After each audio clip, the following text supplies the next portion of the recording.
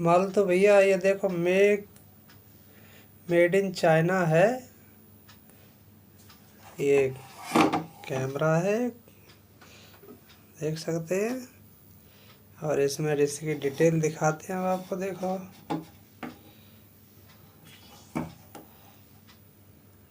ये देखो IP camera है। और इसमें आगे दिखाते हैं इस साइड में,